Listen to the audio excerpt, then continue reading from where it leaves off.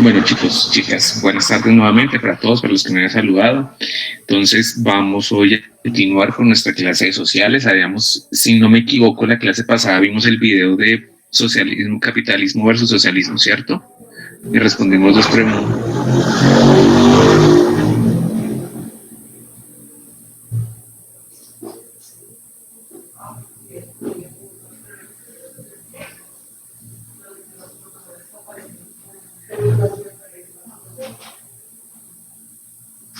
¿Sí o no?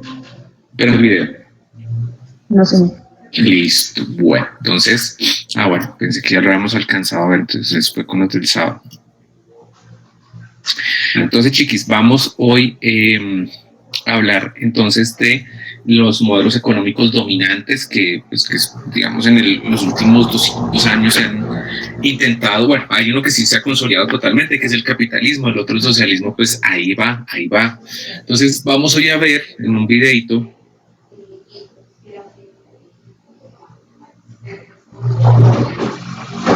capitalismo y socialismo. O sea, nosotros solo respondimos cuál pregunta, fue la de la Guajira, ¿cierto? Fue la que respondimos la clase pasada. Sí, señor. Listo, bueno. Listo. Entonces, chiquis, vamos a ver el siguiente videito y voy a parar para explicar algunas cosas, para hacer algunas preguntas. Entonces, por favor, chicos, estén pendientes, estén ahí conectados, porque pues la idea es que ustedes puedan, digamos, es aprovechar el video, no solo ponerlo pues para que pasen la clase, sino para que ustedes aprendan, para que queden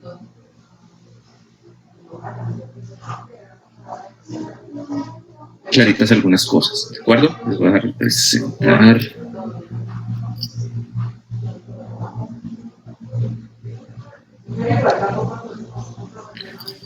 Listo.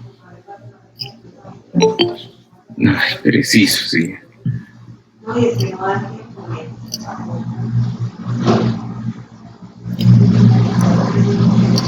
Entonces, arrancamos. Producir este video de interés. Lazzi proveyó el capital para producir este video de interés social. Es un debate que ha enfrentado amigos, familias y clases sociales. Ha puesto de cabeza países enteros. En el siglo XX, esta oposición fue la base de la Guerra Fría que exigía que escogieras bando: el capitalismo con Estados Unidos al frente o el socialismo liderado por la Unión Soviética. Y en la actualidad, hasta Rusia ha adoptado prácticas capitalistas y hasta en Estados Unidos se habla de los beneficios del socialismo. Así que hoy nos preguntamos: ¿capitalismo o socialismo? A mediados del siglo XIX, en Europa, sobre todo en Inglaterra, la industrialización estaba en pleno apogeo. Se producía más que nunca, pero al mismo tiempo se explotaba mucho a los trabajadores. Jornadas de 14 a 16 horas diarias, salarios de miseria, trabajo infantil aún peor pagado, aire contaminado y accidentes al por mayor. Y olvídate de seguridad médica o vacaciones. Todo mientras los dueños de las fábricas se enriquecían sin pena alguna. Entonces, un pensador alemán llamado Karl Marx se preguntó: ¿cómo llegamos a esto? Marx había leído a Hegel, quien postulaba que todo progresa a partir del enfrentamiento de contradicciones. Las sociedades también. Cada etapa del desarrollo social llevaba en sí el germen de su propia destrucción y la transformación en la siguiente. Para él, la civilización, por lo menos la europea, había pasado por las siguientes etapas. Listo, bueno. Entonces ahí, chiquis, una preguntita como para ir arrancando, para ir despegando. Chicos, entonces, están hablando del capitalismo, están hablando que en el siglo XIX ya estaba consolidado, pero entonces vemos que hay unos ganadores y unos perdedores. ¿Quiénes serían los ganadores? ¿Quiénes serían los perdedores? Los líderes de la empresa, por así decirlo. Ajá, o sea, los dueños de la empresa, los capitalistas. ¿Y quiénes serían los perdedores? Los trabajadores de las empresas. Los trabajadores. Entonces, voy a devolverme acá un poquito porque esto es importantísimo. Entonces, chiquis, perfecto, acá, listo. Resulta que parte, y por eso digamos, en el video se habla de Hegel, porque Hegel plantea, o sea, tiene su teoría de la dialéctica, Entonces, donde él dice que digamos, el progreso que hemos tenido nosotros los seres humanos lo hemos logrado a partir de contradicciones que se generan. O sea, digamos, aparece un sistema, una nueva forma de organizarse política o económicamente, y este mismo sistema genera sus propias contradicciones, sus propios fallos, sus propios errores, y esto hace que se vaya gestando en su interior la semilla de la transformación o de la revolución. Entonces, en este caso vemos cómo en el capitalismo, ¿sí?, implica que alguien, o sea, lo que veíamos en la clase pasada, o sea, tenemos ese esquema ideal donde la gente tiene la libertad, creo que eso lo habíamos alcanzado a hablar, que se propone, que se plantea que haya libertad para que la gente pueda invertir, para que pueda trabajar con su dinero, pueda montar su negocio, su empresita, su fábrica, lo que sea, que la gente pueda trabajar libremente, que pueda vender su fuerza de trabajo como quiera y a quien quiera, como en las condiciones que desee. Pero eso esconde el hecho de que mientras unos se enriquecen, otros, ¿sí?, se empobrecen, porque precisamente eso es lo que hace que esto se enriquezca. Entonces ahí vamos a comenzar a ver la primera contradicción. Entonces vemos que en ese momento, ¿sí?, en ese momento estamos hablando de entre mitad del siglo XIX, finales del siglo XIX, comienzan a haber unas críticas. ¿Por qué? Porque la gente trabajaba en más de 14 horas, 16 horas, hasta 22 horas se llegó a saber de turnos de trabajo. Claro, como se pagaban salarios muy bajos, pues la gente tenía que trabajar el doble y el triple para poder medio conseguir algo decente, pues para llegar a final de mes. Aprovechaban los niños y los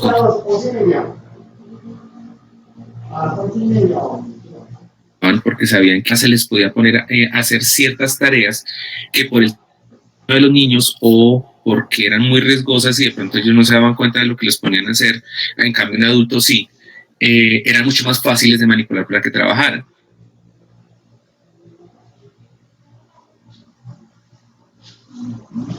Les importaba, caminaban en un río, si destruían todo el aire de una ciudad, no les importaba, porque lo importante era eso, ganar. No había seguridad industrial, no había, digamos, esos principios que tenemos hoy de, digamos, por ejemplo, eso, que si usted trabaja manipulando ciertos elementos, pues usted tiene que usar una careta, tiene que protegerse los ojos, tiene que proteger su nariz.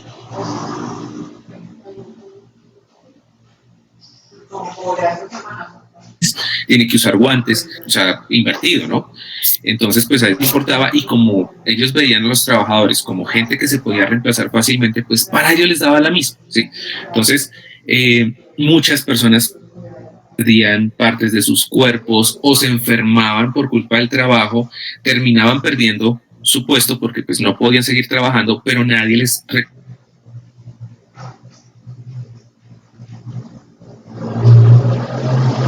pensaba, nadie les pagaba por eso. Una se enfermaba, si se accidentaba en la fábrica, no iba a ningún lado, no podía ir a un médico porque los médicos eran muy costosos.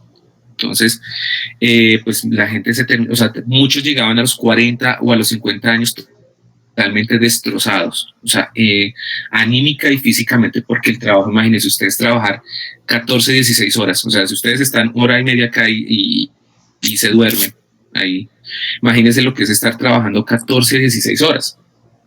Y pues obviamente qué vacaciones, qué puentes, qué festivos, qué horas extra, nada de eso. Estas son las condiciones bajo las cuales se dio el inicio del capitalismo. Entonces, vamos. Entonces, recuerden que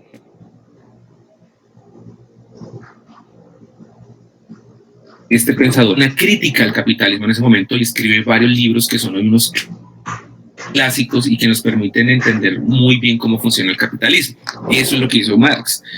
Y entonces él va a proponer que a lo largo de la historia han habido 5 formas en las que las sociedades han construido riqueza. Vamos a ver cuáles son. Por lo menos la europea, había pasado por las siguientes etapas. Comunismo primitivo, una época en la que los bienes escaseaban, todos los que eran capaces trabajaban y a todos los miembros de la comunidad se les repartía según su necesidad. En esta época se desarrolló la agricultura y otras técnicas que permitieron conservar y acumular bienes, lo que llevó a la segunda etapa. Esclavismo. Por primera vez se dividen las clases sociales, las que trabajan y las que poseen los medios de producción. Poseen incluso a los trabajadores. En esta época existe la creencia de que los poderosos, reyes y sacerdotes, lo son gracias a que cuentan con el favor divino. Es también en esta época que aparece el Estado y lentamente va dando paso a la tercera etapa, feudalismo. En esta etapa los trabajadores ya no son esclavos, sino siervos, pero siguen sometidos a sus señores, dueños de las tierras y a quienes se les debe pagar tributo. Al final del feudalismo, gana dinero y poder una clase social de artesanos y comerciantes que habitualmente vivían en villas o burgos cercanos a los feudos. Marx los llama burgueses. Los burgueses empiezan a asociarse y a juntar su dinero para crear empresas y financiar negocios más grandes, como viajes arriesgados. Estas empresas se llaman sociedades por acciones y al dinero reunido con el propósito de que crezca se le llama capital. Por otro lado, se promueven las ideas de libertad,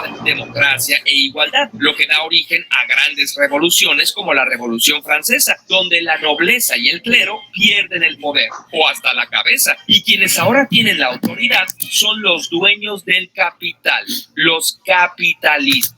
Listo. Entonces, chiquis, nos han hablado de 3 hasta el momento, 3 sistemas económicos. ¿Cuál es el primero? ¿Quién me habla de ese? ¿Cuál es el primero? Esclavismo. Primitivo. Antes de ese. Comunismo primitivo. Listo. ¿Y en qué consiste el comunismo primitivo? Era cuando eran como comunidades y habían como pocos bienes, pero se repartían todo entre todos y los que podían trabajar, pues lo hacían. Listo. Entonces, chicos, no se les olvide.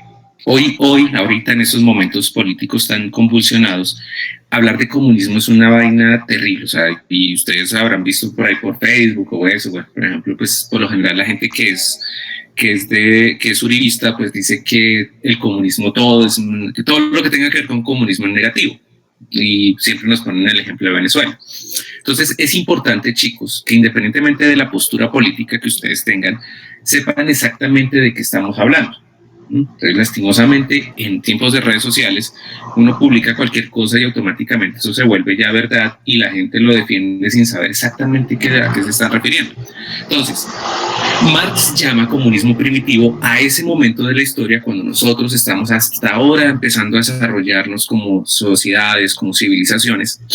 Y antecitos de que se formen las civilizaciones, pues éramos grupos humanos muy pequeños, comunidades de máximo 50 personas que vivían en ciertas zonas, vivían de un lado a otro y vivían de eso, de explotar pues lo que les daba la naturaleza, de lo que había ahí. Entonces si había fruticas, si había semillas, si había agua, si había animalitos que cazar o pescar o esas cosas, pues con eso se mantenían. Entonces, en un primer momento, los recursos son de todos. ¿Sí? Todo lo que se obtiene en grupo se comparte en grupo.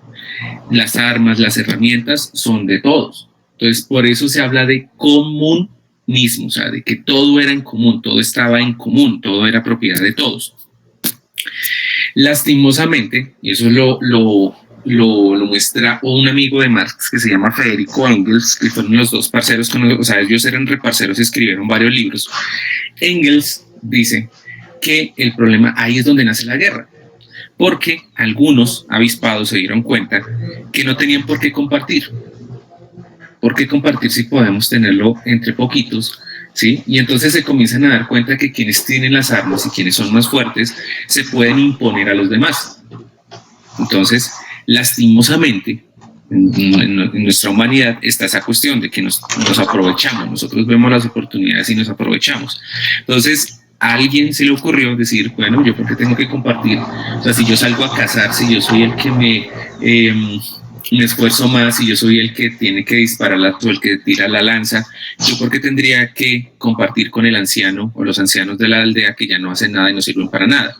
O porque yo tengo que compartir con los hijos de las personas que no están casando conmigo. O sea, no es injusto. Entonces, ahí es donde comienza esta cuestión de la ambición, de la envidia, del egoísmo.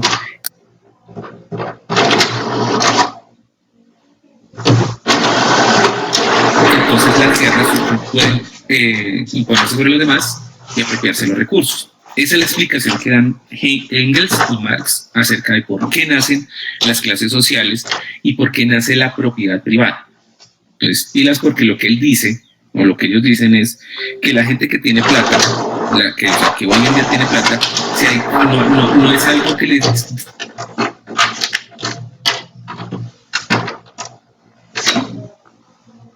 cayó del cielo, ¿sí? Alguien se aprovechó de la idea de otros y cuando todo era de todos, cogió, se apropió y dijo: a partir de este momento, esto es mío. Usted quiere, trabaje para mí. Entonces, el trabajo, la explotación del otro, nace en ese momento en que alguien se apodera de los recursos que eran de todos. ¿Listo? Ahora sí, entonces viene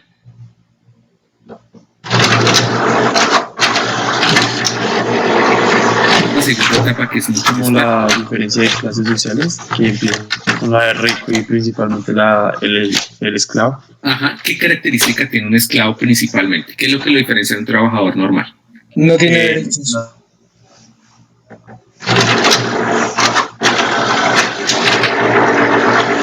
¿Con qué? Recompensa. Un salario. Muy bien. ¿Quién entró a clase? Tardecito. Bueno, entonces, o sea, tengan en cuenta mucho esa diferencia. En esa época del esclavismo, ¿sí?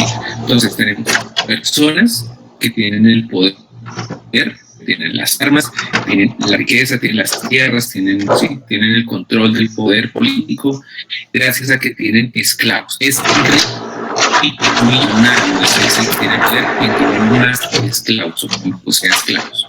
Entonces, como bien lo dijo acá el compañero, ahí se dividen en las clases sociales. O sea, vamos a ver, hay ricos y hay pobres. Pero entre esos pobres hay unos que les va peor. Hay trabajadores libres que les toca, pues bueno, trabajan por su salario y todo eso, pero son menos. La mayoría van a ser personas esclavizadas. Entonces, es una época que vamos a ver en las culturas antiguas, ¿sí? En Grecia, en Roma, en la India, en China, en Japón, en Mesopotamia, en Egipto, donde se ve esta figura del esclavo. Entonces se captura o se cobra a una persona que, como ustedes muy bien lo dijeron, se le niegan todos los derechos y debe trabajar a cambio de su comida, de su vestuario y de su comida, vestuario y su techo y su vivienda para otro. No va a recibir salario. Algunos sí recibían una que otra monedita alguna vez por ahí, pero pues igual, o sea, no era mucho lo que podían ganar. Entonces, pero la norma es que no se les paga, se les maltrata, se les obliga a hacer cosas que ellos no quieren. Bueno, eso es una cosa bastante horrible. ¿Listo? Entonces, una cosa, a ver si le pusieron un cuidado al video. ¿Por qué mencionan a la religión en algún momento? O sea, ¿por qué muestran ahí como a alguien como poniéndole, un sacerdote poniéndole una corona a un rey? Porque empezó a ser como lo más predominante. ¿Por qué? Porque al sacerdote le da el poder Dios y a su corona el rey. Entonces, pues es como un estatuto más grande. Ajá. Entonces, chiquis, bueno, desde esta perspectiva, desde la de Marx y Engels, ¿sí?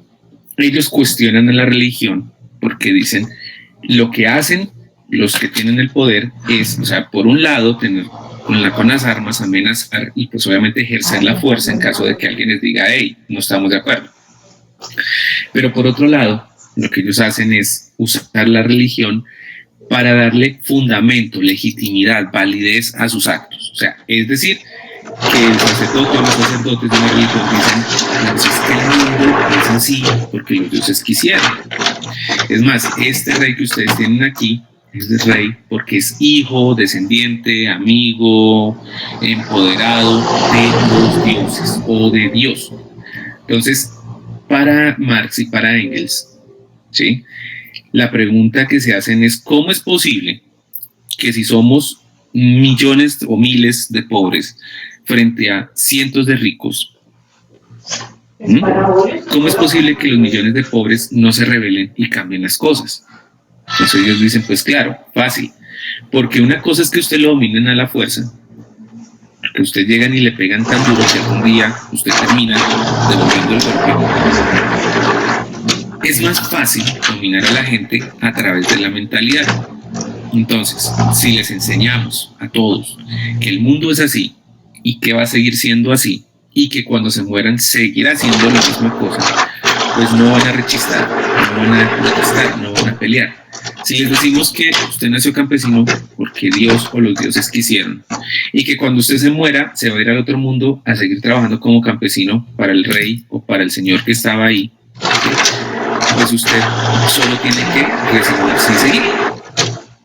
Si a usted lo educan, si a usted le enseñan, si usted su religión se lo está diciendo todo el tiempo, pues usted se termina convenciendo de que las cosas son así y que no hay por qué resistirse. Entonces, sí, por eso para Marx y para Engels, la verdadera dominación no está en las armas, sino está en la manera como nosotros aceptamos ese dominio gracias a la educación, gracias a la religión y gracias a la acción de varios otros actores que nos van diciendo: cálmense, relajen el pony, que la vida es así. Y aguante. ¿Listo? Bueno, pasamos del esclavismo al feudalismo. Entonces, en el feudalismo, ¿quién tenía el poder?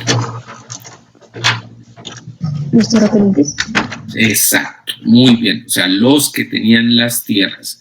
Entonces, estos señores, bueno, por muchas situaciones que pasaron en ese momento históricas, la gente tuvo que abrirse de las ciudades e irse al campo. Y es allá donde estos personajes aprovechan, los terratenientes, y le dicen a la gente: listo, venga, yo le doy un pedacito de tierra, usted luego lo cultiva, y entonces a cambio de eso usted me va a dar parte de sus cosechas y va a trabajar en mis tierras cierto tiempo al año. ¿A qué me comprometo yo? A garantizarle que usted tiene tierras, usted puede vivir ahí sin ningún problema. A que lo voy a proteger en caso de guerras, en caso de invasiones, en caso de alguna cosa, y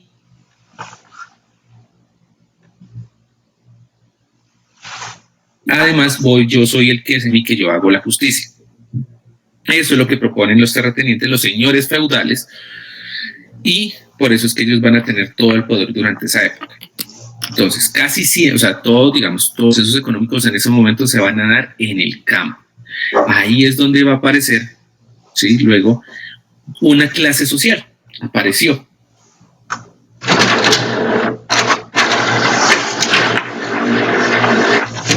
Porque como no todo se produce en las, y quienes las hacen son los artes, las traen los comerciantes, ¿sí? Y con el tiempo, al principio todo es trueque, ¿sí? De cosas que se producen, por cosas que se necesitan, para luego lentamente ir reapareciendo las monedas para hacer esos intercambios. ¿Cómo se va a llamar esa clase social, chicos?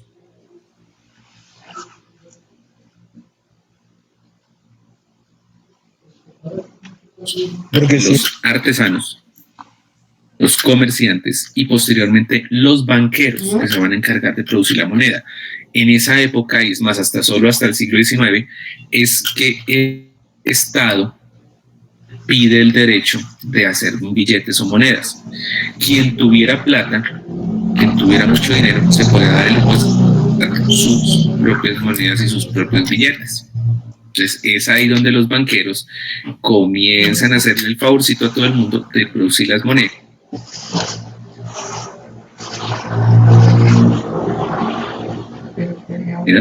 De hacer circular el billete. Vamos, seguimos entonces acá con esto.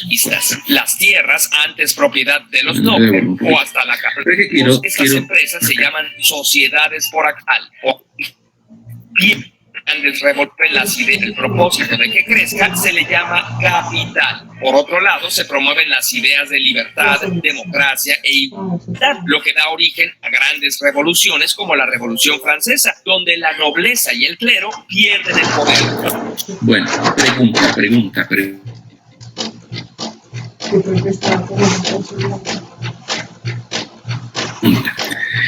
Bajo las ideas de igualdad, libertad, democracia, derechos, ¿cuál era la verdadera o la motivación, o una de las motivaciones que estaba para el derecho?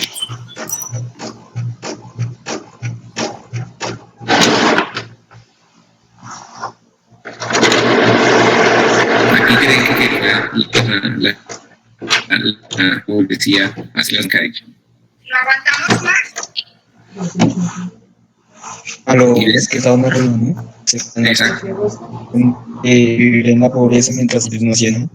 Bueno, los burgueses chiquitos, ¿sí? Los burgueses, ¿no? Estos personajes, con tiempo, ¿sí? Van a comenzar a ganar muchísimo dinero. Entonces se comienzan a dar cuenta, una vez, que en el poder, quienes están reyes, ¿sí? Y en algunos casos, estos grandes terratenientes, estos señores feudales.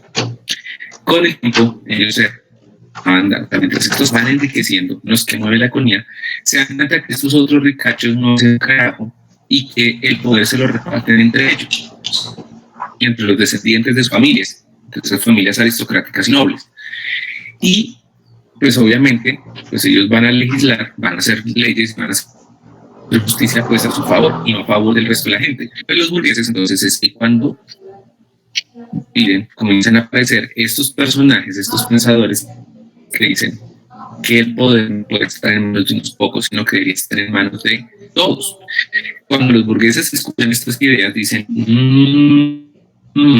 claro, además porque ellos dicen, somos nosotros los que estamos moviendo la economía, somos nosotros los que estamos haciendo crecer la prosperidad de estos países, pero no podemos gobernar. Entonces, por eso es que mis tíos comienzan a organizar reuniones para toda esa vieja nobleza y cambiarla por personas de su propia clase. Es la razón por la cual muchas revoluciones se hacen, ¿sí? Claro que hay esta idea de que tenemos que mejorar con la sociedad de derechos y todo eso, pero en realidad los burgueses están dando este inicio. Pues cuando ellos dicen los derechos del hombre en la Revolución Francesa, en realidad estaban diciendo eran los derechos de los burgueses. Sino que cuando circulan estas ideas de que, pues, que todos podemos participar en la sociedad, que todos merecen un respeto, que tenemos libertades, que tenemos garantías, pues entonces cuando las mujeres salen y dicen, hey, espera, cuando ustedes dicen derechos de los hombres, ¿se están refiriendo solo a hombres varones o a hombres y mujeres? Ahí es cuando los esclavos africanos, afrodescendientes salen y dicen, hey, cuando ustedes dicen hombres, ¿nosotros qué? O sea, como así, solo hombres los son los únicos que pueden ser libres y nosotros qué. Y así, entonces los trabajadores, los campesinos, todo el mundo comienza a decir, bueno, para ti, o sea, aquí, ¿qué pasó? O sea, los derechos para todos, no para ustedes. Y ahí es donde comienzan, o sea, los movimientos sociales, que es en sí que los burgueses, niños tan bellos, ellos estén hablando de los hombres varones ricos, ¿sí? Pero se olvida que cuando hablamos de todos, estamos hablando de todos, no de unos poquitos. O de las comunidades capitalistas, las tierras antes propiedad de los nobles, o de las comunidades se privatizan. Las ideas de la Ilustración traen un gran desarrollo tecnológico e industrial. Muchos granjeros y campesinos quedan en la pobreza y emigran a las ciudades para trabajar en las fábricas. Así es como surge la cuarta etapa, el capitalismo. El capitalismo es explicado y definido por economistas como Adam Smith, y sus principales características son las tierras, herramientas y fábricas, o sea, los medios de producción, no están en manos del Estado o de las comunidades, sino que son propiedad privada. Hay libertad de mercado. Todo mundo tiene derecho de comprar y vender lo que le apetezca, incluido el propio trabajo, y de negociar los precios según les conviene. Aquí se habla de la mano invisible del mercado, la idea de que las acciones económicas individuales, aunque parezcan egoístas, contribuyen al bienestar de la sociedad en su conjunto. La idea capitalista es, por lo tanto, que las leyes y el Estado intervengan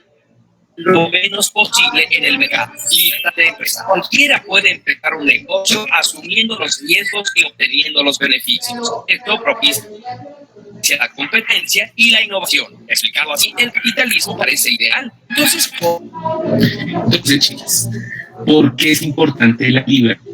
¿Por qué es importante ese concepto de libertad en el capitalismo? ¿Y por qué le sirve la democracia a los burgueses, a los capitalistas? Chicos.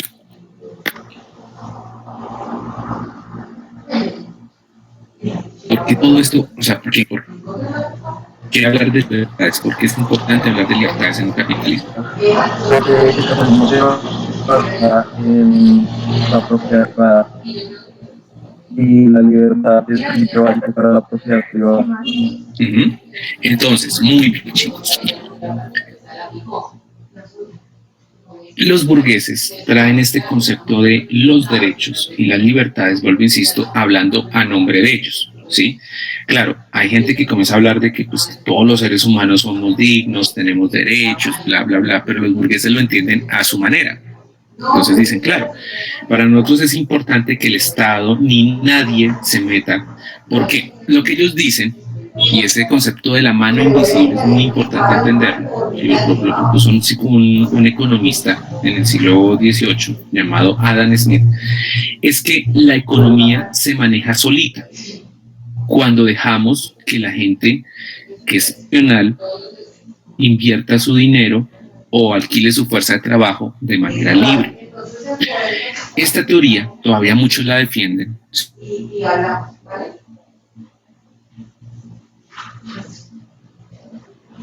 Ya un poquito, pues, eso se muestra que está equivocado del todo. Esta gente piensa que la economía se maneja sola porque es una cosa muy racional. Simple. Yo necesito algo, me lo ofrece, yo lo intercambio a través del dinero, o sea, o por medio del dinero, y lo obtengo. Punto. Si no necesito algo, pues no se va a producir.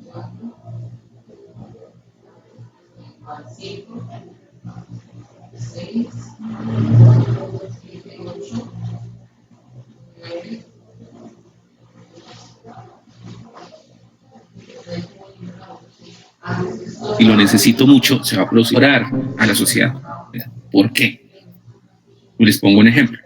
Entonces, ellos dicen, mira, pongamos que yo tengo una casa frente al colegio. Entonces, yo tengo un capital, ¿sí? Yo me lo puedo gastar. Yo puedo dedicarme a gastarme mi plata porque es mía, la heredé o la...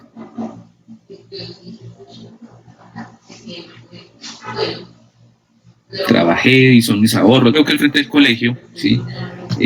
Todos los chinos todos los días salen y salen cansados, llenos de hambre, bla, bla, bla. Entonces, pues, puedo montar una tienda, una cafetería, un negocio de comidas, porque sé que voy a tener clientes. Entonces, cojo a los chinos y yo sé que ellos les dan plata y me van a comprar a mí. Entonces, no me pueden prohibir, no me pueden decir, o sea, el Estado no me puede decir a mí que no puedo hacerlo. Puedo montar el negocio, ¿sí? O, por ejemplo, yo puedo montar un negocio de videojuegos.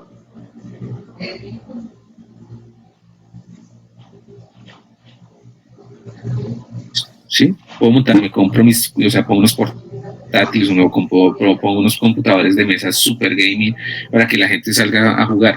Que los chinos se salen del colegio a jugar ahí, pues pues es negocio, es capitalismo, ¿sí? O puedo ser más consciente y puedo montar una papelería. Entonces lo que él dice es, lo que dice Adam Smith es, mire, esa actitud egoísta, ¿sí? De buscar dinero, hizo que esta persona ahorrara, invirtiera su capital y creara un negocio, digamos una papelería. El dueño de la papelería contrata a alguien para que le ayude a vender. Entonces le está pagando un salario a esa persona. Es una persona desempleada. Esa persona obtiene empleo. Yo generé empleo. Ya le mejoré la vida a una persona. 2, yo voy a hacer el pedido. Voy a comprar cartulinas.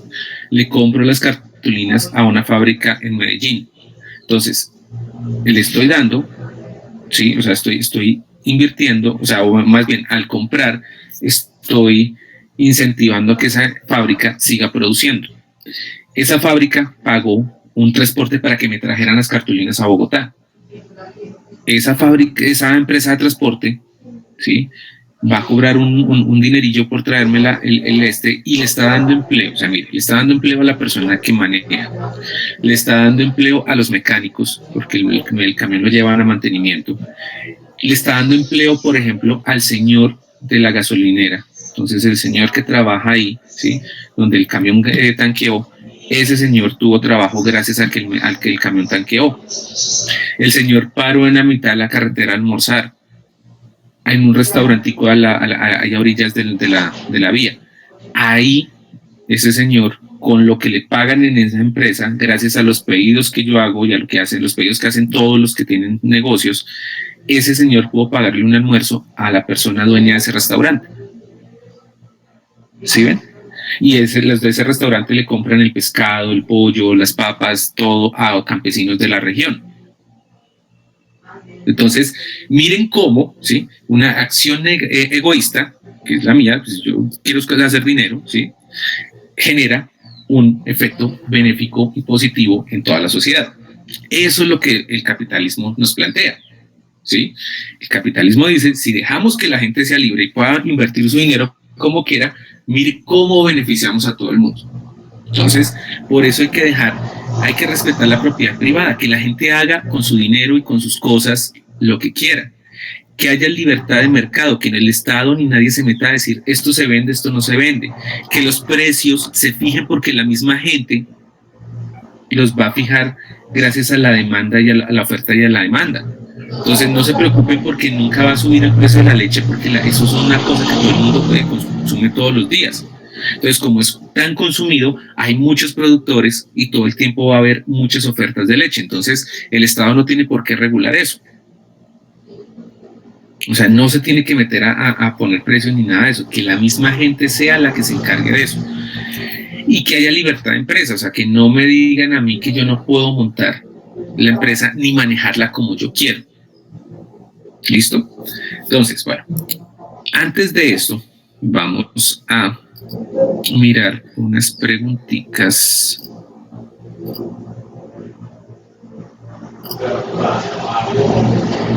Listo. Vamos a resolver, ya que está, vamos a pasar a lo del... No, mentiras, no. Vamos a ver el video y hacemos la pregunta mejor. Sí, mejor. No terminemos de verlo. Entonces continuemos acá. Y la innovación. Explicado así, el capitalismo parece ideal. Entonces, ¿por qué ocurría lo que Marx presenciaba en las ciudades de Europa? Lo responderemos después de esta pausa capitalista.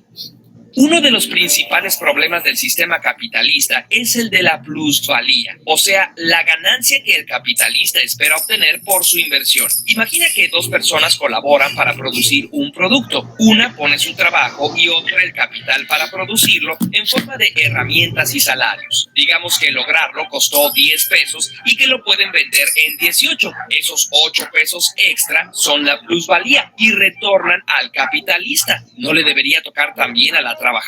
Para Marx, la obtención de la plusvalía es una forma de robo y contribuía al enriquecimiento del capitalista y el empobrecimiento del trabajador, creando acumulación del capital y formando monopolios y oligarquías. Adam Smith diría, si la trabajadora no gana lo suficiente, es libre de buscar un trabajo donde gane más. Hay un mercado de trabajo. Y si hay más oferta de puestos, esto hará que los salarios suban. Pero también es cierto que si hay mucha gente sin empleo, la demanda de puestos aumenta y los salarios bajarán. ¿Será que el desempleo le conviene a los capitalistas? Una de las contradicciones del capitalismo es que si llega a haber tanta gente tan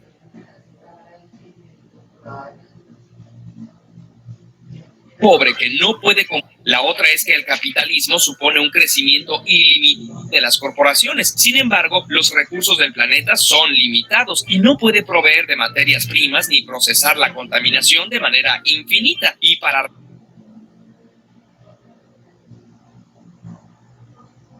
rematar, ¿de dónde esa gente lo heredaron? A Marx le parecía que la herencia por sí hacía de la competencia justa una falacia. Unos siempre empezaban con más recursos que otros. Para Milton Friedman, el único sistema que aseguraba la libertad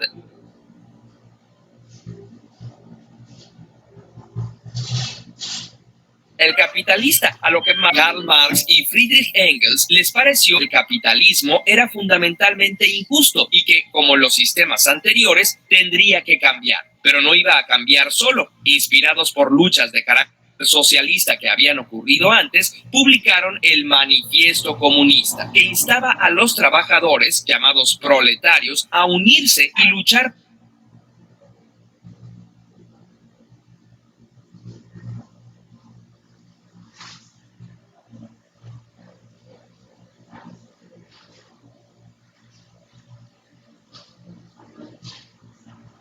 arrebatarle el poder antes del socialismo son la propiedad social de los medios de producción. Teóricamente, las herramientas, tierras y fábricas pertenecen a la sociedad en su conjunto, que se supone que está representada por el Estado. Planeación de la producción. Se evitan desperdicios, excesos y contaminación, asegurando que se produzca solo aquello que se necesita. Regulación por parte del Estado. Las actividades económicas, incluidos los precios, están reguladas por el gobierno para evitar la explotación y el abuso. Después de interesantes hechos como la Comuna de París en 1871, 40 años después de la muerte de Marx, el socialismo tiene oportunidad de ponerse a prueba. Con la Revolución Rusa se crea la Unión de Repúblicas Socialistas Soviéticas y otros países siguieron su ejemplo. ¿Cómo funcionó? Pues tuvo problemas muy graves. En primer lugar, se dio una enorme concentración de poder político. A pesar de que los líderes eran llamados camaradas, en la práctica dirigían regímenes autoritarios que, con el pretexto de proteger el bien común, se quedaron toda su vida en los puestos de mando. Llevaron a una gran pérdida de la libertad, reprimieron a quienes disentían, encarcelándolos o asesinándolos. Además, al estar todo planificado y haber pocos incentivos, la innovación estaba sumamente limitada a los aspectos que interesaran al Estado. Esto aún ocurre en países como Cuba, donde por un lado todos tienen garantizada la salud y la educación, pero por el otro hay escasez de alimentos, vivienda y casi nula libertad política. Entonces, si ninguno de los dos sistemas es bueno, la humanidad se quedó sin paz. No hay manera de tener las libertades que ofrece el capitalismo y la igualdad que ofrece el socialismo. En primer lugar, no todo es blanco o negro.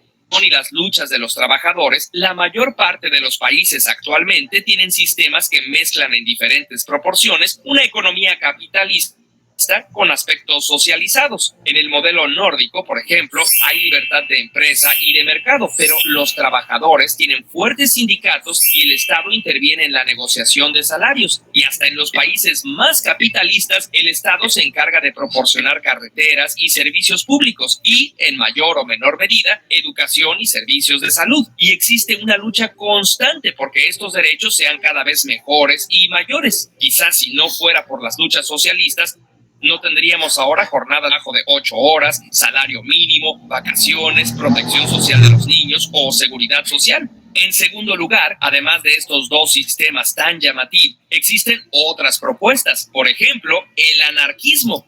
Bueno, entonces, chiquis, rápidamente, ¿cuál es la principal crítica que hace Marx al capitalismo? O sea, ¿por qué dice él que el capitalismo es un robo? ¿A quién están robando, chicos? A los que ¿A producen. los trabajadores? A los que trabajan, a los trabajadores, al proletariado. Que se les olvide ese término, ese concepto. El proletariado para los marxistas es el grupo de trabajadores. ¿Listo? Entonces, volvámonos acá un poquitico, que esto es súper...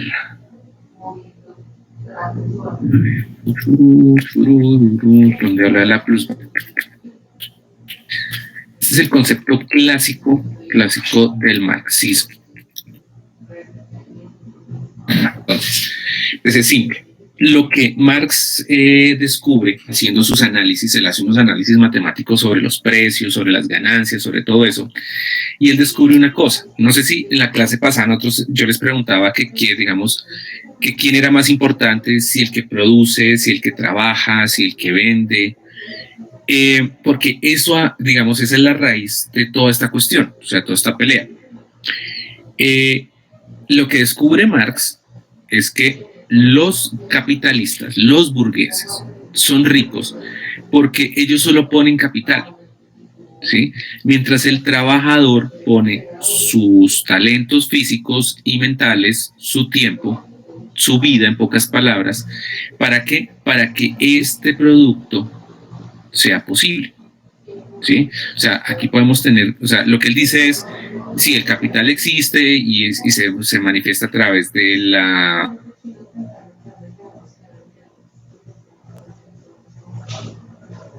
materia prima, de las herramientas, sí, el trabajo mental físico, el que transforma eso en un producto.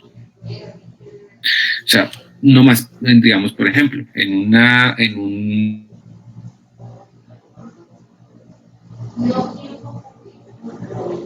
si ustedes tienen, por ejemplo, producen las ideas, ustedes no son los que producen las campañas, las producen ¿quiénes? Los trabajadores, los proletarios. ¿Sí? Usted le está pagando, usted le da el entorno, le da las facilidades, le da las cosas, pero en realidad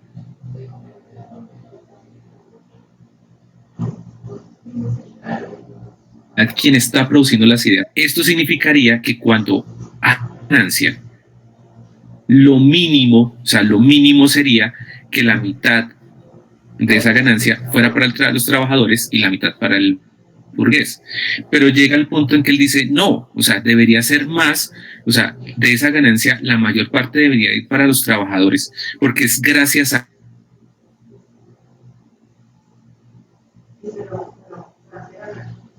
ellos. ¿Sí? Claro, este señor, los procesos son otras personas.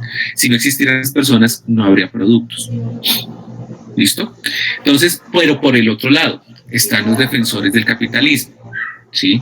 Los economistas liberales que van a decir lo siguiente. O sea, claro, el trabajador es el que mueve, pero realmente, ¿quién mueve?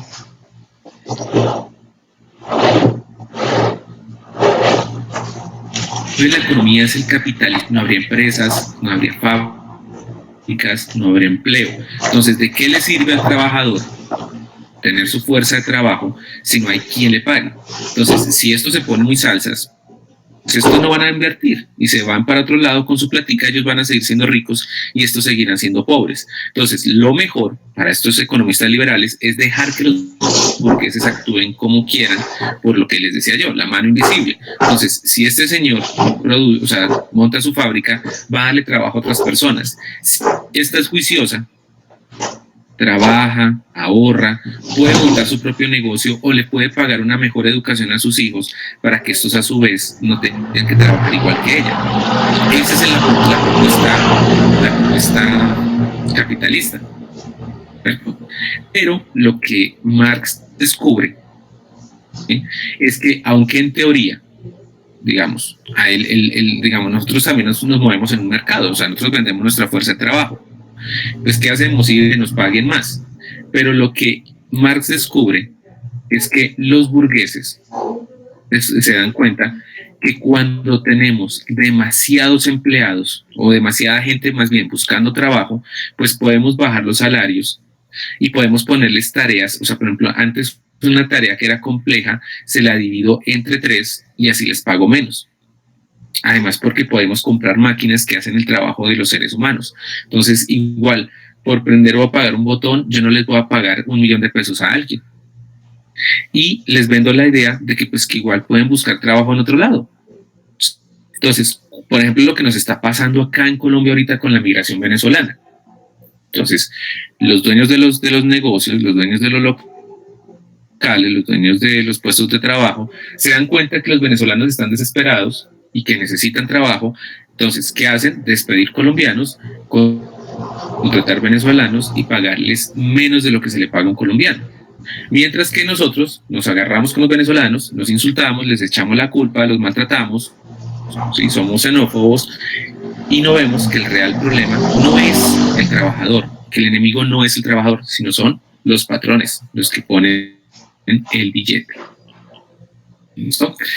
Chiquis. Entonces, características del socialismo. Entonces, fácil.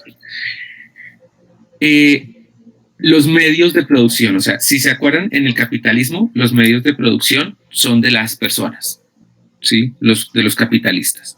Y están, pues, a disposición de que cualquiera que tenga dinero los pueda conseguir, los pueda tener, ¿sí? Entonces, aquí en el socialismo, todos los medios de producción son de todos, pero los va a administrar el Estado. Entonces, por eso el Estado va a tener un papel importante acá.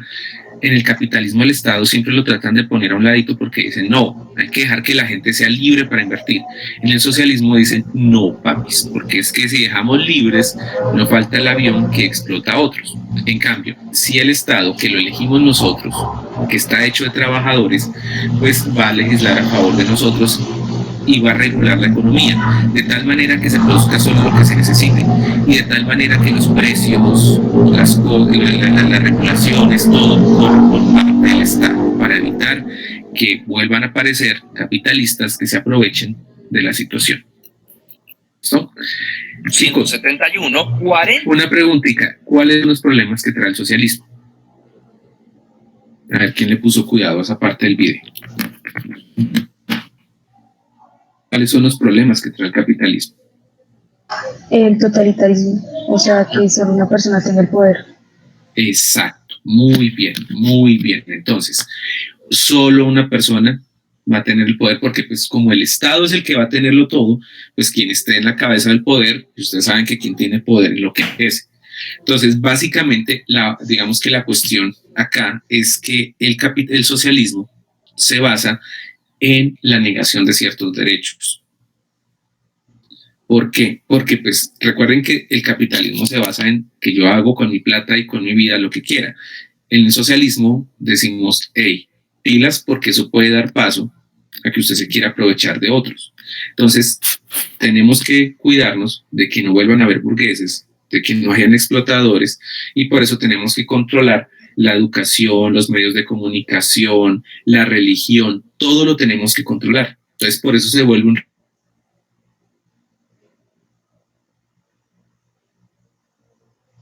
totalitarista, porque tiempo, pues obviamente esto termina torciéndose y persiguiendo a la misma gente. Bueno, chiquis, entonces, vamos aquí a pasar a esta preguntita antes de continuar. Sí. No voy a tener dos preguntitas en este sentido.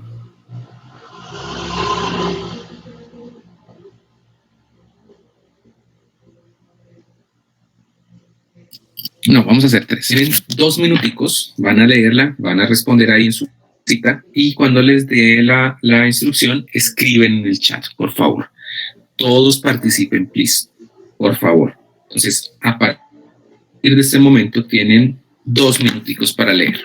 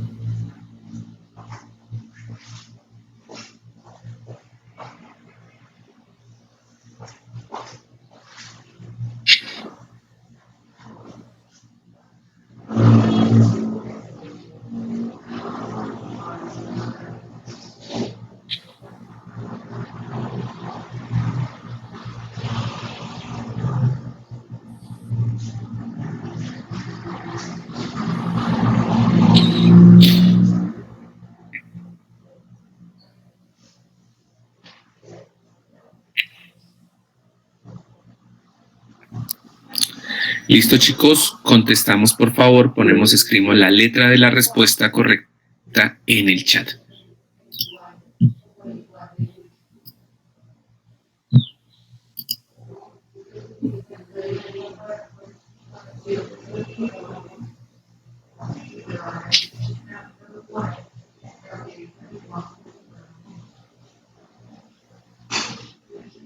Listo, 15 personas han respondido, son 22. 6, 17,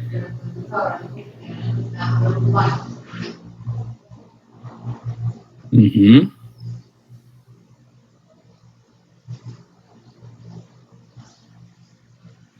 Y listo. Bueno, entonces, chiquillos, de alegre sonreír. Bueno, dice así, entonces, dice, durante la revolución industrial, perdón, se debió, entre otras causas, a la invención de la máquina de vapor y la concentración del capital que permitió adquirir máquinas para producir en masa. Esta revolución produjo cambios en la población. Se pasó de la explotación de la tierra a la producción de bienes, del telar familiar a la gran fábrica y de la manufactura a la producción tecnificada. De acuerdo con lo anterior, se puede afirmar que una de las consecuencias de esta revolución respecto a la población fue, entonces como muy bien, casi el 98% de las personas escribió, la respuesta correcta es la A. ¿Listo? Esto es muy fácil, chinos. Esto es muy, muy fácil. Uno, si usted no tiene, pues, o sea, si usted tiene los conocimientos básicos, sabe que la revolución industrial significó eso, que la producción ahora se va a hacer con máquinas, básicamente. Y eso permite crear más rápido, más barato y en mayor cantidad. ¿Dónde están las fábricas? ¿En el campo o en la ciudad? Pues obviamente está en las ciudades. Entonces, por eso, mucha gente, muchos campesinos decidieron irse a la ciudad. Además, porque los capitalistas comenzaron a hacer la propaganda de que, pues, que era mejor trabajar en la ciudad que en el campo, porque precisamente bajo el cuento de que usted podía buscar, de que usted podía escoger, ¿sí? De tener un muy buen un buen trabajo, bueno, toda la cuestión, y que además en el campo no había futuro, ¿sí? Entonces, por eso muchos de los campesinos, bueno, y en realidad también era así, pero los campesinos desesperados por todas las condiciones tan pailas en las que estaban, deciden irse a las ciudades. Y es ahí donde se da un crecimiento poblacional impresionante en el sector urbano. Y por eso surge el proletariado, es decir, todo el conjunto de trabajadores que viven en las ciudades. ¿Listo? Por eso la B es falsa, es todo lo contrario. Con la revolución industrial lo que hubo fue un crecimiento de la población urbana respecto a la población rural. La C, nacimiento de una élite propietaria de la tierra, que es una élite, un grupo muy pequeño que tiene poder. Entonces, lo que estamos viendo acá es que, si ustedes se dieron cuenta que dice, se pasó de la explotación de la tierra a la producción de bienes, es decir, que ya la gente no necesitaba tierras para ser rico, lo que necesitaba era poner a trabajar esa plata y crear fábricas e industrias, punto, o locales comerciales, ¿sí? Entonces, por eso, ñanga. La D, desarrollo de un modelo económico para la protección del proletariado. Acabamos de ver, ¿cierto? Arrancamos con el video diciendo que los que salieron perdiendo de todo este video fueron precisamente los proletarios. A estos, ¿sí? Les tocó muy duro en esos primeros días. Entonces, por lo tanto, ñanguis. ¿Listo? Bueno. Vamos a responder esta. En esta les voy a dar 3 minuticos para que la lean y respondan cuando yo les dé la orden. ¿Listo? Entonces, arranquemos. 3 minutos.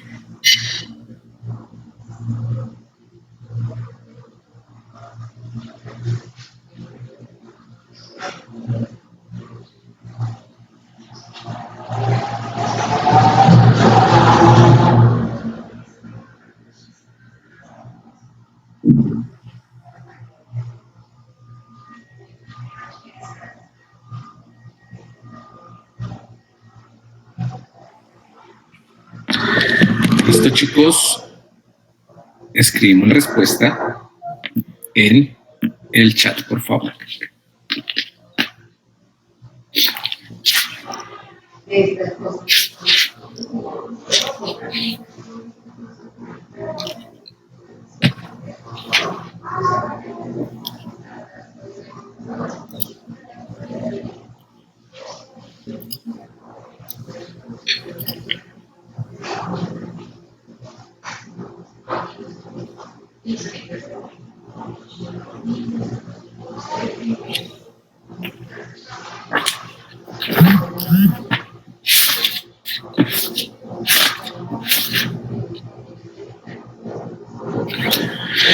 Listo, chiquillos, entonces,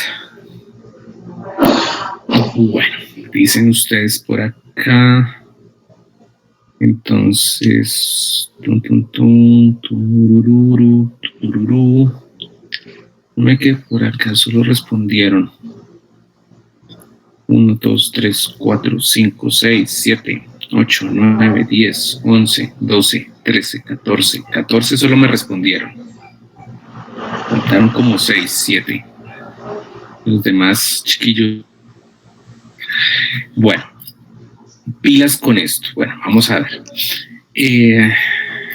Tururu. Entonces dice, considera el siguiente fragmento extraído de un Plan Nacional de Desarrollo de México. La productividad no solo se incrementa con las grandes reformas estructurales. El proceso de crecimiento del país también se puede y debe impulsar desde los sectores privado, social y desde todos los órdenes del gobierno. Entonces, pilas. Entonces, la productividad. Están hablando de la productividad y ¿en dónde? ¿En una empresa o en dónde, chicos? ¿En dónde, de dónde están hablando de esta productividad? Exacto, entonces recuerden que estamos acá en el Plan Nacional de Desarrollo de México, entonces me están hablando de México. Entonces dice, la productividad no solo se incrementa con las grandes reformas estructurales. ¿Quién hace las reformas en un país? El Congreso. O sea, a nivel general, ¿cómo se le llama? ¿Cómo? Gobierno. Exacto, al Estado. Al Estado. ¿Listo? Sí, claro, o sea, el Congreso tiene que estar ahí, pero pues bueno, digamos que le vamos a poner el nombre general, el Estado. Entonces, las reformas las hace el Estado. ¿Listo? Ay, perdón. Listo. El proceso de crecimiento del país, ¿sí ven? También se puede y debe, se puede y debe impulsar desde los sectores privado, social y desde el gobierno. ¿Sí ven?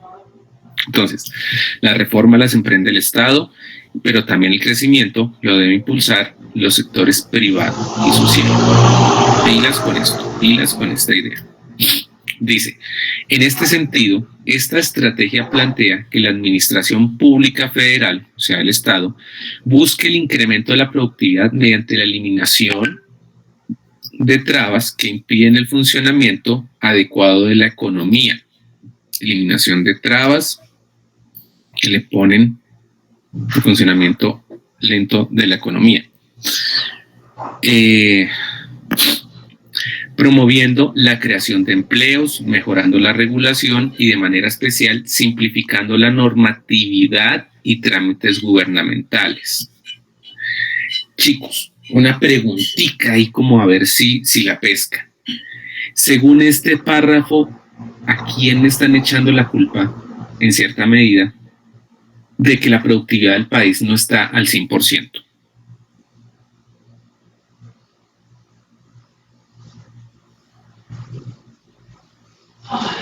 ¿Quién creen que está poniendo ahí el freno para que la productividad crezca? ¿El Estado? Sí, señor. Entonces, por eso dicen acá, mire, la administración pública federal. ¿Listo? Busca el incremento de la productividad mediante la eliminación de trabas que impiden el funcionamiento adecuado de la economía, que promuevan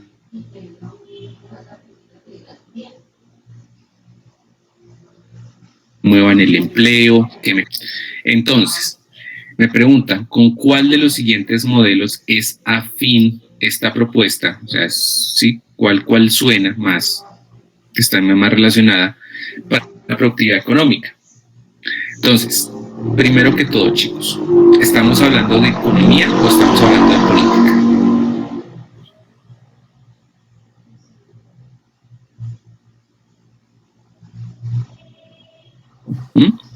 De las 4 opciones, ¿hay alguna que me esté hablando de algo que no sea economía?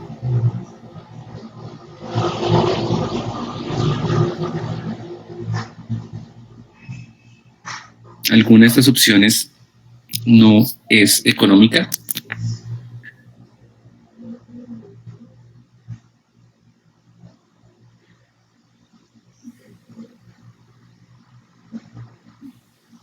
Chicos, ¿cuál de estas opciones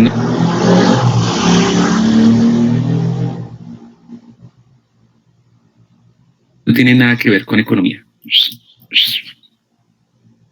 Es la democracia, porque me están preguntando que qué modelo para construcción, para producciones de economía. Entonces, descarto la democracia. Hay otro por ahí. ¿Cuál creen? ¿La monarquía? Exacto, entonces sale. Nos con 2. Vamos a ver qué dice. Entonces dice, con el socialismo, porque busca que el Estado tenga un control total de la economía.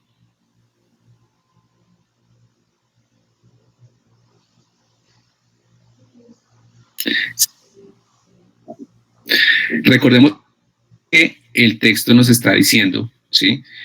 Miren, nos está invitando a que las reformas, o sea, lo que necesitamos para que aumente la productividad no es solo responsabilidad del Estado, sino de otros sectores. O sea, el sector privado, que son los ricachos, y el sector social, que son los trabajadores, en pocas palabras.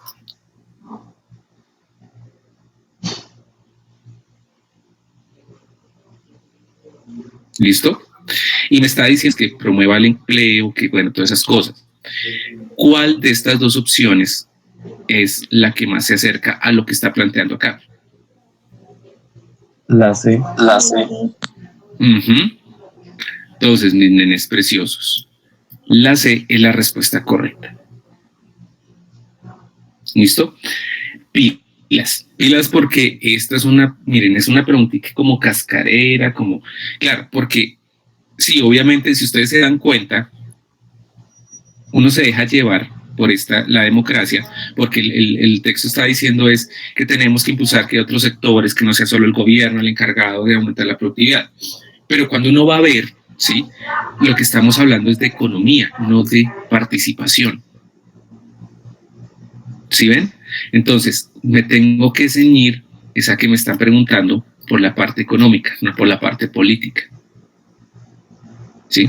Lo que nos está diciendo acá no es que si la gente debe trabajar, o sea, si todos pudieran intervenir en la formación de políticas públicas para mejorar.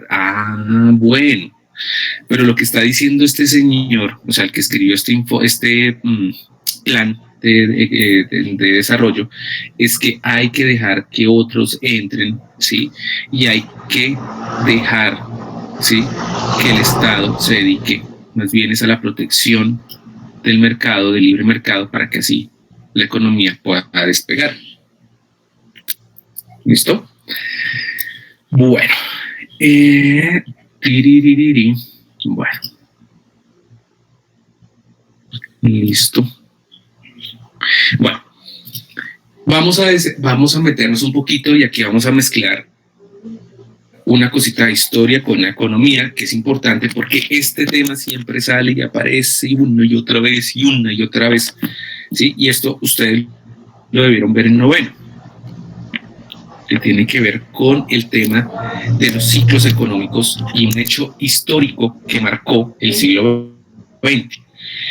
Digamos que de este hecho vamos a volver después, ¿sí? Lo vamos a ver, se dio en Estados Unidos, pero terminó repercutiendo a nivel internacional y nos mostró que el capitalismo y que la economía no son tan racionales y no hay una manita invisible que esté resolviendo los problemas. Entonces, recordemos así, básicamente, aquí, rápido. El liberalismo económico, ¿sí?, es una teoría de economía que plantea, ¿sí?, que el capitalismo es el mejor sistema. ¿Por qué? Ya les decía yo, porque es racional, porque se puede autorregular, porque no necesita del Estado, no necesita de leyes, sino que él solito funciona.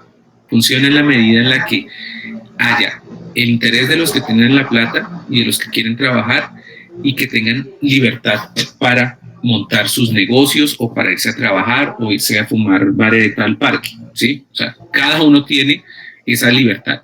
Como somos seres racionales, ¿sí?, y sabemos que la vareta no se compra sola, pues toca ir a trabajar, ¿sí? Y después uno se da cuenta que no todo es vareta, sino trabajo lo lleva a uno a ahorrar, a progresar, a mejorar su vida, y todo lo que nos dice el capitalismo.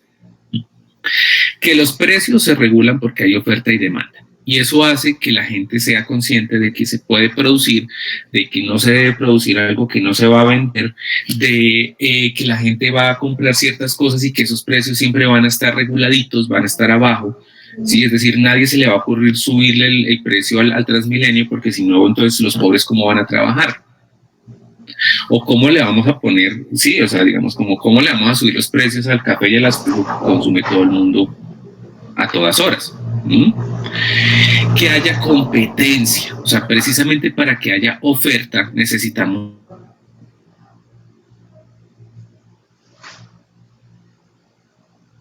competencia, ¿sí? Entonces, vamos con el ejemplo que teníamos la clase pasada del queso. Entonces, yo produzco queso, ¿sí? Soy el único productor de queso en Bogotá, pues todo el mundo tiene que comer.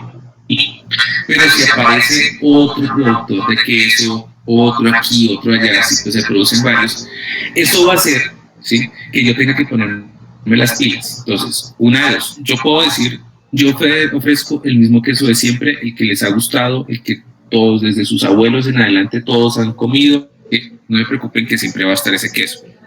Alguien puede decir, miren, yo ofrezco queso light, sí, porque ahorita la gente está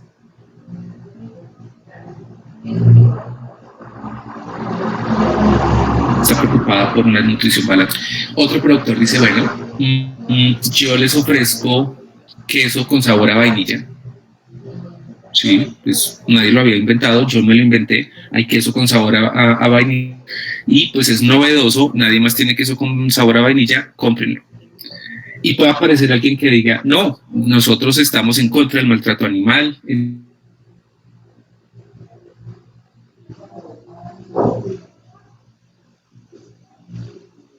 Otras empresas maltratan con el medio ambiente, tratamos a las vaquitas como reinas, no les sacamos leche todo el tiempo y hacemos productos sin químicos, sin aditivos, sin nada, sin preservantes. Nuestro queso es orgánico, ¿sí?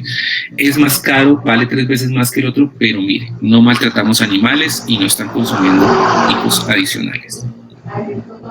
Entonces, resulta que yo tengo 4 opciones. Entonces, si hay ley de oferta y la demanda, pues tiene que haber alguien que le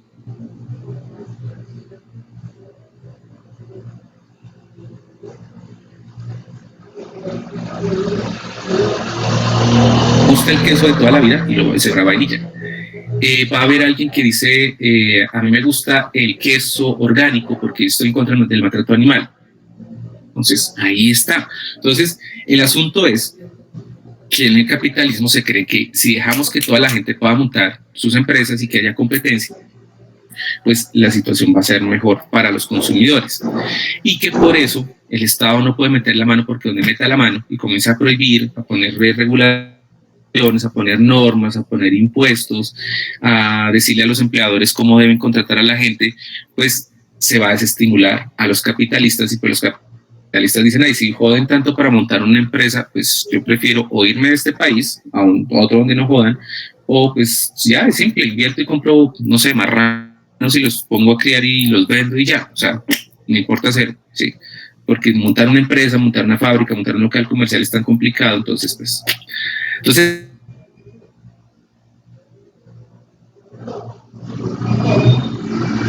es que por eso decía, al estar ese capitalismo, dejarlo así, solito, que ande sin regulaciones, sin intervención del Estado, y confiando en que todos los seres humanos somos seres racionales y que con lo que tiene que ver con plata somos aún más racionales, pues les cuento. Nos vamos para 1918, 1919. Entonces, ¿qué pasó ese año? ¿Quién se acuerda? ¿Qué pasó entre 1918 y 1919? Relacionado con esa imagen que está ahí.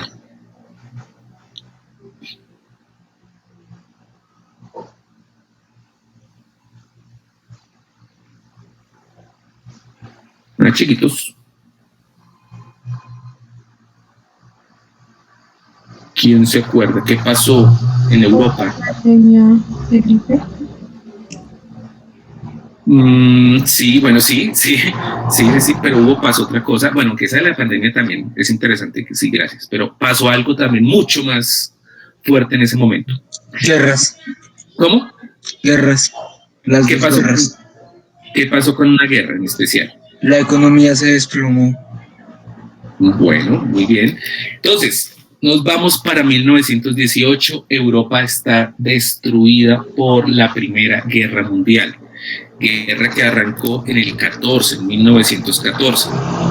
Una guerra que todo el mundo pensaba que iba a durar meses, que se dio por territorios, por demostrar quién tenía los huevos más grandes, y resultaron todos jodidos, todos mal. ¿Listo? Entonces, Primera Guerra Mundial, digamos, la ganan Inglaterra y Francia con Italia y con el apoyo principalmente de Estados Unidos. No les olvide ese pedacito.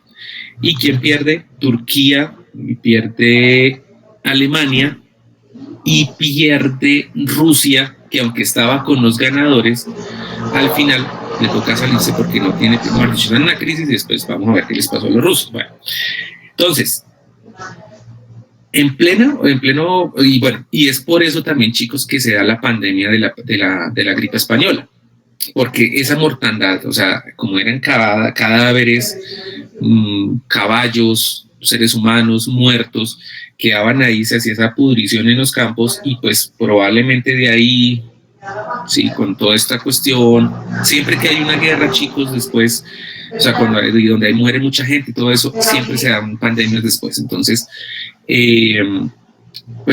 bueno, se da la dichosa esta pandemia, y pues imagínense, termina de joder la economía, ¿sí? Los países quedan arruinados, toda la plata se les fue en pelear, destruyeron ciudades, caminos, puentes, vías férreas, puertos, mejor dicho, esto fue un desastre para Europa, pero desastre de tamaño universal. ¿Quién salió ganando? Pues mis amigos, los gringos, los norteamericanos. ¿Por qué? Los norteamericanos entraron a la guerra casi al final, porque en Estados Unidos había dos bandos, uno a favor de meterse a la guerra y otros que no. ¿Por qué? Porque los que no querían, ¿sí? O bueno, básicamente Estados Unidos le fue muy bien porque comenzó a venderle cosas a los países en guerra. Entonces les vendía comida, les vendía armas, les vendía ropa, más lo que no se estaba produciendo en ese momento en los países porque los obreros estaban echando bala. Porque recuerden que los ricos hacen la guerra, pero los pobres son los que salen allá a frentear. Entonces, mis nenes preciosos, los gringos estaban felices. Los burgueses gringos porque le vendían todo a los alemanes, a los italianos, a los rusos, a los españoles, a los ingleses, a los franceses. Ellos felices. Hasta que los alemanes les dicen, oigan, no sean ratas, o sea, ¿cómo así que le están vendiendo a los ingleses también? No, o sea, o nos venden a nosotros solo, o pues ustedes los declaramos enemigos. Entonces, pues los gringos les dicen como, sí, a la chingada, sigamos. Y el asunto es que los alemanes se enfurecen y le vuelan hunden un barco gigantesco parecido al Titanic a los gringos. Y entonces ahí sí los gringos se enfurecen, se indignan, ¿sí? Salen los periódicos, terrible, alemanes asesinos, desgraciados, bastardos, ¿cómo pudieron hacernos esto a nosotros los norteamericanos? Bla, bla, bla, bla, bla, hicieron una campaña gigantesca. Estados Unidos entra. Pero entra ya en el último año. Entonces, prácticamente ya Alemania en ese momento estaba muy débil y cuando entran los gringos, pues Inglaterra y Francia se arman, se animan y terminan derrotando a Alemania.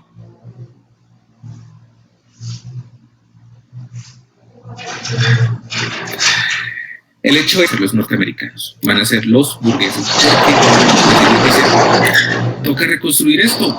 Entonces, ahorita no, las fábricas están vueltas nadas. Los obreros europeos están o están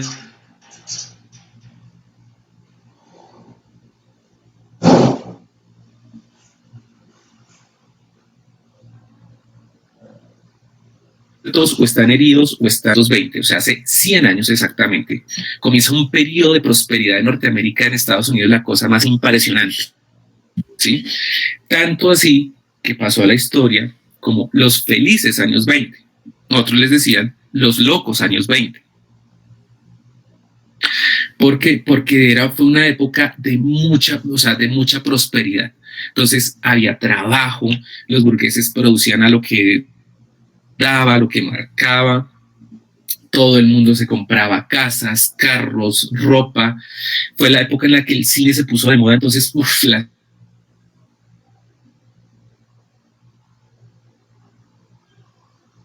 estrellas de cine, o sea, cuestión.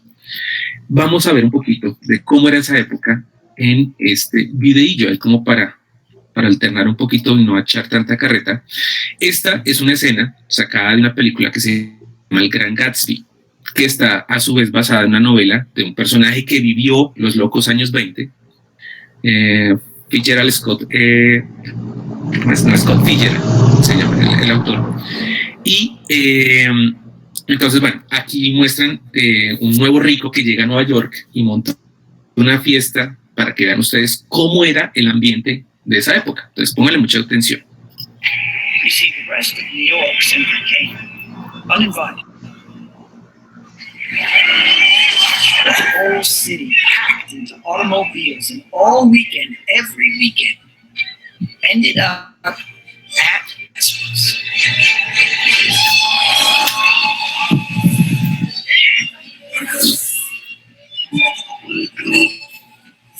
I mean, everyone, from every walk of life, from every corner of New York City, this kaleidoscopic carnival spilled through Gatsby's door.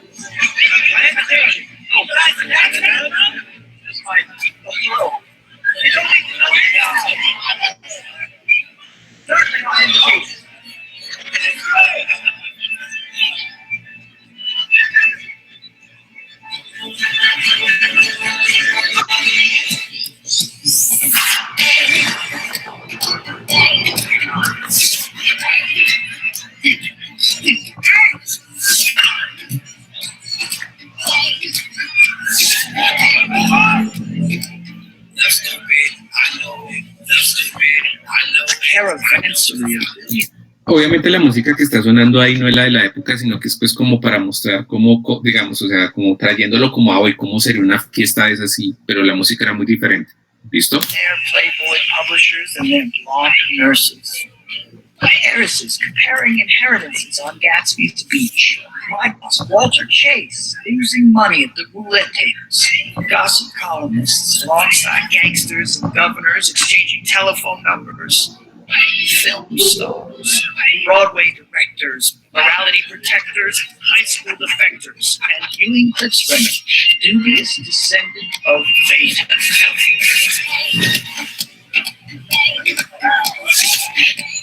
You know where I might find the host, Mr. Gaffney? I live just next door. That's me.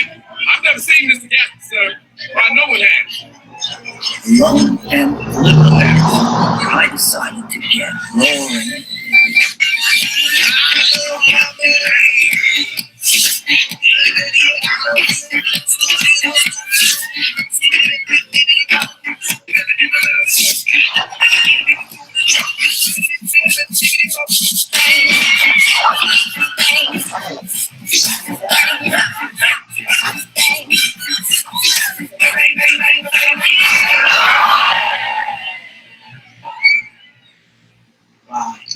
Incredible! It's still the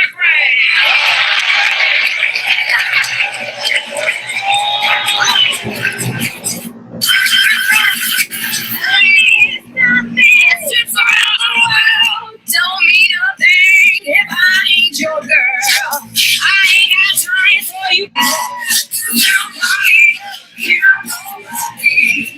We gon' dance until we come down.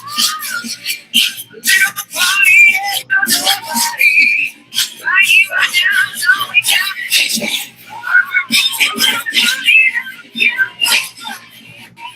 They have this you and waste.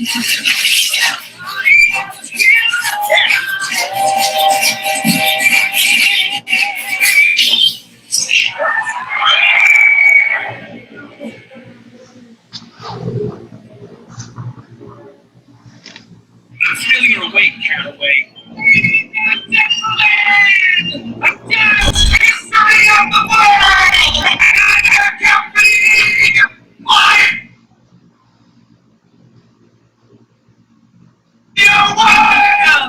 Rich girls don't marry poor boys. She's mine. This face is familiar. Weren't you in the 3rd Division during the war? Oh, yes, the 9th Battalion. I was in the 7th. Excuse me. You look familiar. Having a good time?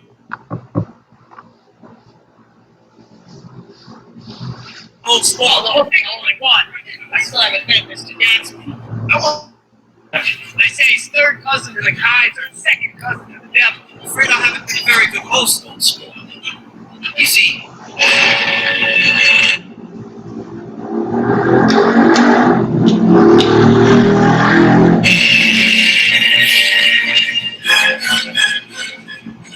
that was one of those rare smiles that you might come across 4 or 5 times in life.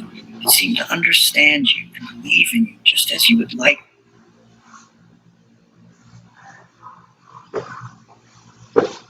Be understood. Básicamente, esa era una, digamos, como les quería presentar el videito como para que vean cómo era el ambiente de esa época, o sea, toda esta cuestión de las fiestas, del crecimiento, de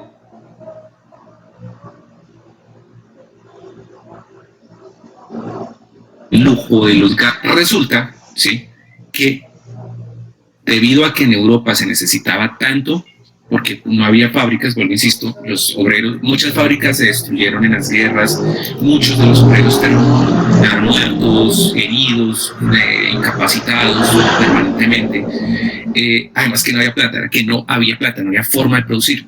Entonces, los gringos son los que les van a vender todo, entonces ellos felices. Entonces, esto generó un aumento de la producción. ¿Qué hace esto? Pues que haya mayor nivel de confianza y entonces la gente diga, bueno, yo sé que puedo, por ejemplo, por el lado de los productores, puedo invertir y puedo montar empresas. O sea, se está necesitando más producción.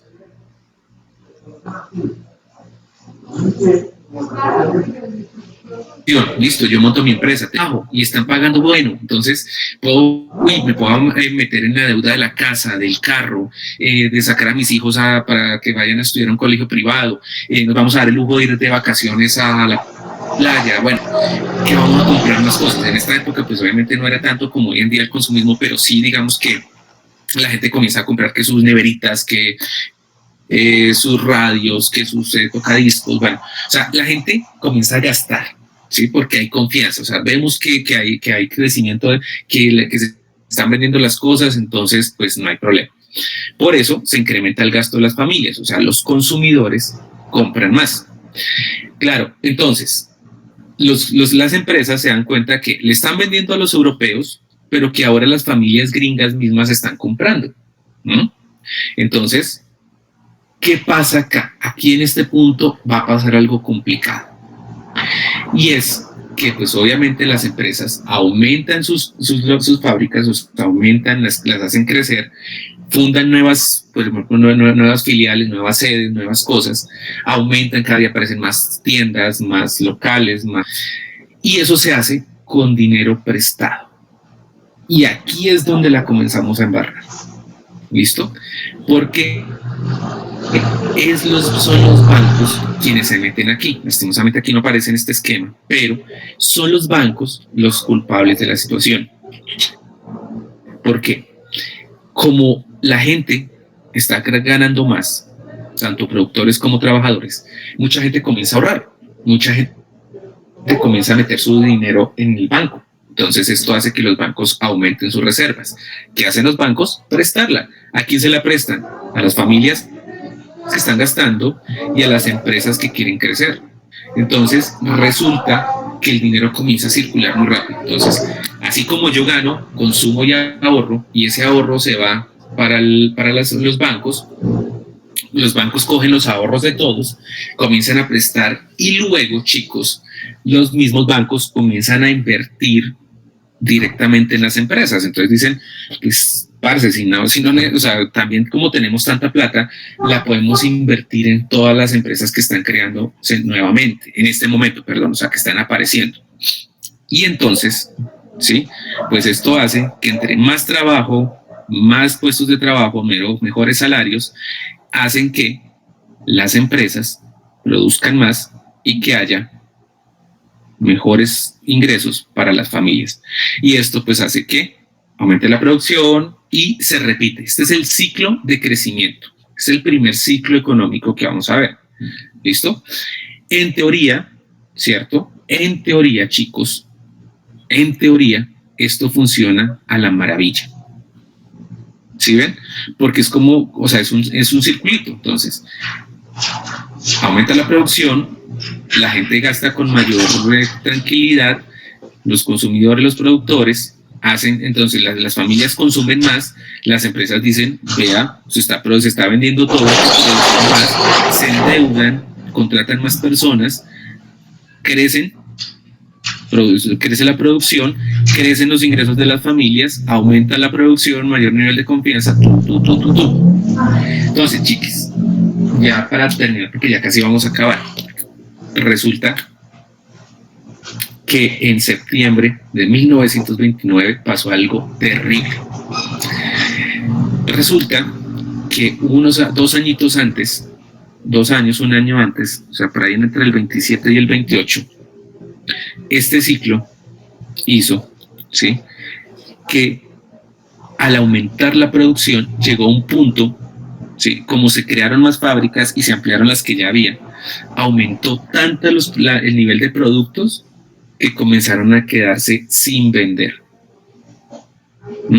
Entonces, claro, como todo el mundo en este primer momento acá, ¿cierto? Aquí en este primer momento, ¿se acuerdan que les decía que la gente dice, bueno, si tengo un trabajo, si me están pagando bueno, si yo veo que todo el mundo tiene trabajo, pues yo me animo y me endeudo y compro cosas. Claro, en un primer momento la gente corrió a comprar carro, casas, lavado, bueno, no sé si las lavadoras ya estaban inventadas, pero las neveras, o sea, todo lo de las casas, todos los muebles, se renovaron todo, pero llegó un momento en que esa gente dejó de comprar, porque ya tenían todos, ya estaban endeudaditos, ya, o sea, ya fueron acumulando muchas deudas y eso es algo que acá no se ve. Y es que el problema es que al incrementar esto, ahí es donde llegan los bancos y le ofrecen a uno de todo, préstamos. ¿Sí? En esa época no había tarjetas de crédito, pero había mucho préstamo. Entonces, el punto es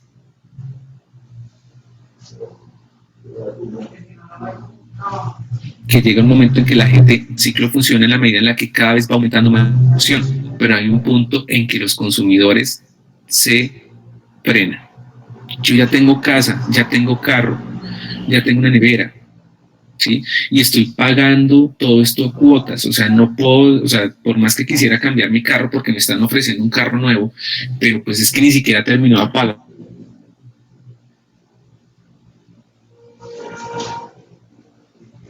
Primero que compré, ¿cómo voy a comprar otro? Se comienza a frenar la economía, Y entonces, en la próxima clase, chicos, vamos a ver qué pasó. Entonces, vamos a ver por qué se dan estas escenas, ¿sí? Y esta que es una escena clásica que escandalizó al mundo. Una mamá vendiendo a sus hijos. Entonces, ¿cómo pasamos de esto a esto? Eso es lo que vamos a ver la próxima clase, chiquitos. Entonces, mucho juicio.